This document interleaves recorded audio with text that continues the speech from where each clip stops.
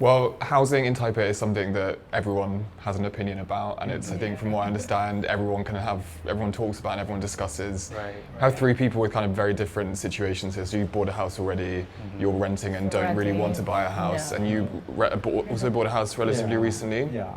I currently work in Taipei City in Zhongshan District in an automobile company, and I currently rent a place in Xindian. It's in New Taipei City. 32 years old. I bought a pre-sale home which is located in Xinzhuang, also in New Taipei, because Taipei is too expensive, and we will get to that later, right? Okay. Yeah. I'm originally from Kaohsiung, but I've been living in Taipei City for a while. I've been renting for the past maybe at least a decade. I've been renting with my husband currently. And I'm also, like, on the renting issue, I'm more privileged. I don't need to move a lot because I'm freelancing. I'm like doing freelance Japanese translation interpretation. Yeah, so it gives me a lot of freedom to choose like for a more affordable area to rent my house. Hi everyone. I'm Tony Yunfu. I'm working in Taipei City too, but I also stay in New Taipei. This is my first and the only one apartment actually for me after I came to Taiwan for 28 years. So maybe you guys know how old I am. The housing has got really expensive now, and the ratio from incomes to house prices has only got higher and higher over the last 10 years or so. So were there any particular financial sacrifices or priorities you had to make in order to be able to buy your house earlier on in life? In the past, I always wanted to have an opportunity to live or to work, overseas for a while. So I had that plan to study abroad for a master or something. But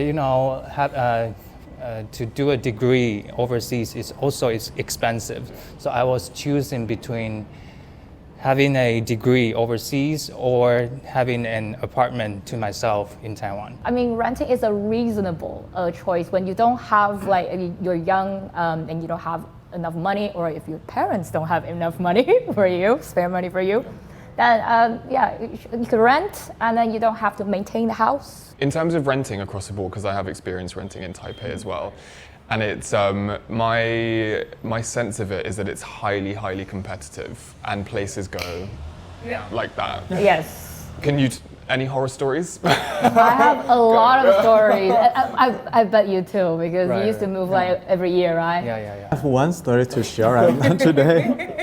I have one a kind of experience after I say yes to the landlord and I have paid the cash.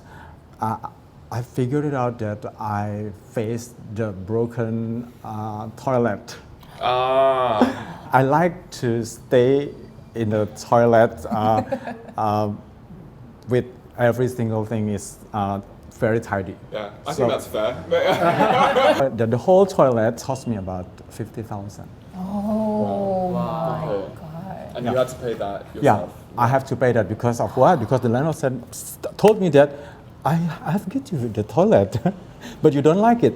Okay, so you want to fix it, then fix it by yourself. Yeah. And so you mentioned that it's difficult to find good properties. Difficult. The only way to get a really good house is you dedicate a time on 591for like weeks, and then you do it every day and every few hours to see the newest updated like the housing, and then you contact the landlord right away, because the real good housing without any problems will be rented out within 2 to 3 days, sometimes one. Yeah. I got one of my houses, one of my like my best house, a great deal, in 1 hour. He updated it. I called him right away, like 5 minutes ago, and he was like, You sure you want to come over now? I was like, yes. It was at 7 p.m. And I was like, yes. You knew. Yeah. I was like, I want to go there right away. I was like, okay, I'll meet you in 30 minutes. We went to a 7-Eleven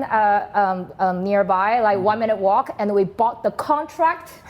And then I took all the deposit from the ATM. So you went with the landlord Yes. to the 7-Eleven. Yes. You gave him the cash on the spot. Yeah. You also need to bring your name card to let them know you have stable income.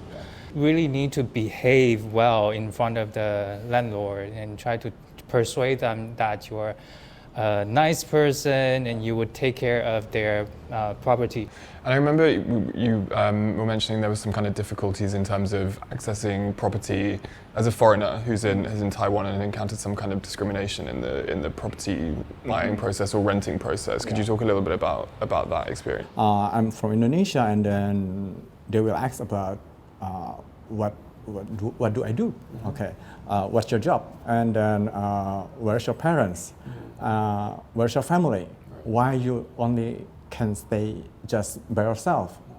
So they need some, I don't know how to say that in Taiwan, but maybe they cannot feel very, very secure when they want to rent their house to somebody that coming abroad from outside and then stay in Taiwan alone. Yeah, it's very difficult for people to buy a house in Taipei, and also for people who's originally not in Taipei to buy a property. Yeah. As the time goes by, I can see the prices going up and up. You know, Taiwan's economy is actually doing quite well during the pandemic compared to the rest of the world. So that really reflects, in terms of the price of housing. So there was a concern for me to if I wait for too long, whether the price would go up even higher. Too high. Right. So the pressure was there.